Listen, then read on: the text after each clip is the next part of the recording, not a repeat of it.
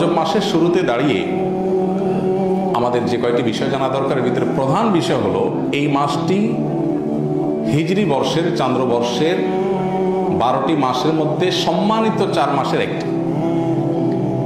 আল্লাহ সুবহানাহু ওয়া তাআলা কোরআনে কারীমে সূরা তাওবায় বলেছেন, ইন্না ইদ্দাতাশ শুহুরি ইনদাল্লাহি 12 শাহরান ফি কিতাবিল্লাহি ইয়াওমা খালাকাস সামাওয়াতি ওয়াল আরদ। নবমণ্ডল ভূমণ্ডলের সৃষ্টি যেদিন হয়েছে সেদিন থেকে আল্লাহ তাআলা বছরের 12টি মাসের এই গণনার সিস্টেম চালু করেছেন। এটা কোনো মানুষের সৃষ্টি না।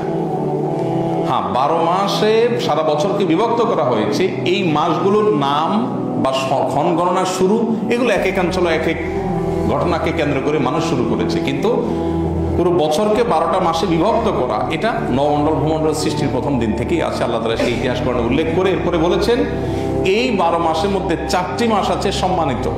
সেই 4টি মাস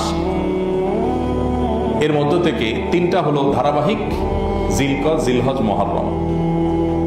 হিজরি বর্ষের 11, 12, 1 এই 3 মাস, আর চতুর্থ মাসটা হলো এই রজব মাস, যে মাসে আমরা এখন আছি। সম্মানিত মাস হিসাবে এই 4টি মাসের একটা বিশেষ মর্যাদা আছে। তাহলে আমরা কি করবো এই মর্যাদাপূর্ণ মাসে? বিশেষ কোনো করণীয় নেই। রুটিন যে কাজগুলো আছে এগুলোকে বিশেষ গুরুত্বের সাথে শুধু করা, যে সম্মানিত মাসের সম্মান রক্ষার্থে করা।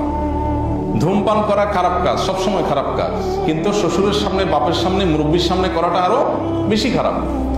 আমরা অন্য সময় গুনাহ তো করবোই না, সম্মানিত মাসগুলোতে গুনাহ থেকে বাঁচার জন্য এক্সট্রা কেয়ার করবো। বাস এটাই হলো সম্মানিত মাসের সম্মান প্রদর্শন করা। আল্লাহ সুবহানাহু ওয়া তাআলা কোরআনে কারীমে সূরা তাওবায় বলেছেন, যালিকা দ্বীনুল কাইয়্যিম ফালা তাযলিমু ফীহিন্না আনফুসাকুম। এই সম্মানিত মাসগুলোতে তোমরা নিজেদের প্রতি নিজেরা পাপাচার করে তোমরা নিজেদের প্রতি জুলুম করিও না। তার মানে এই মাসগুলোর সম্মানার্থে পাপাচার থেকে বেঁচে থাকার জন্য বিশেষভাবে যত্নশীল হওয়া হলো আমাদের কর্তব্য।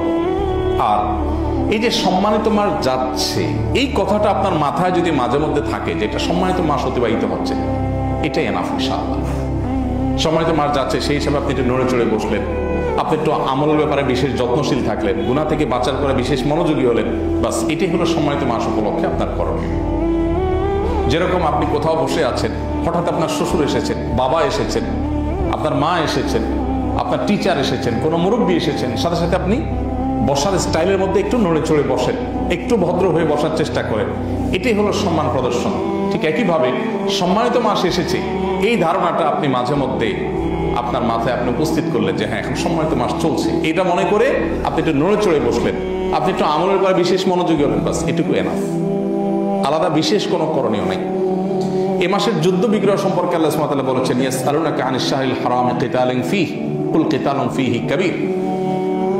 এ মাসের যুদ্ধ বিগ্রহ করা সম্পর্কে আল্লাহ সুবহানাহু ওয়া তাআলা কোরআনে বলেছেন এটা কবিরা গুনাহ, অপরাধ।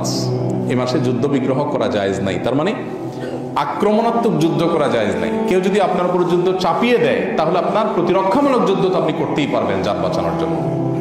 তো আক্রমণাত্মক যুদ্ধ এই মাসে করতে আল্লাহ তাআলা নিষেধ করেছেন মুসলমানদেরকে।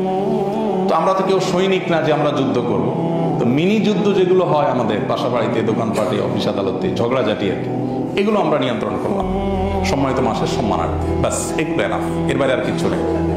এছাড়া রজব মাস আসার পর বিশেষ করে রমজান শুরু হয়ে যায়, রমজানের প্রস্তুতি শুরু হয়ে যাওয়া দরকার, মানসিক সার্বিক প্রস্তুতি। যদিও আমাদের পূর্বসূরীরা রমজানের প্রস্তুতি গ্রহণ করতেন রমজান আসার 6 মাস আগে থেকে, তো অন্তত রজব থেকে আমরা শুরু করে দিই। আল্লাহ আমাদেরকে আমলের তৌফিক দান করুন। তাহলে সম্মানিত মাস সম্পর্কিত যে কনসেপ্ট বা ধারণা, এটা আমাদের সমাজ থেকে কিন্তু বিলুপ্ত হয়ে গেছে। মানুষ জানেই না সম্মানিত মাস আবার কি। রমাদান শ্রেষ্ঠ মাস এটা সবাই জানে, রমাদান শ্রেষ্ঠ মাস এটা ঠিকও আছে। রমাদানের পরে 4টি মাস বিশেষ মর্যাদাপূর্ণ মাস, সে মাসগুলোর একটি হলো এই মাসটি যেটাতে আমরা মাত্র প্রবেশ করলাম। এই মাস জুড়ে আমরা বারবার করে এই কথা স্মরণ করি, একটু নড়ে চড়ে বসি, রুটিন নিয়মিত আমলগুলো একটু বিশেষ গুরুত্বের সাথে করি, পাপাচার থেকে বাঁচার জন্য একটু যত্নশীল থাকি, ব্যাস এটুকু যথেষ্ট। আল্লাহ তাআলা আমাদের সবাইকে আমলের তৌফিক দান করুন। রজব মাসের সম্মান রক্ষা করা, মর্যাদাপূর্ণ মাসের মর্যাদা রক্ষা করা, এবার আমরা সচেষ্ট থাকবো। আল্লাহ আমাকে আপনাকে আমাদের সবাইকে আমলের তৌফিক দান করুন।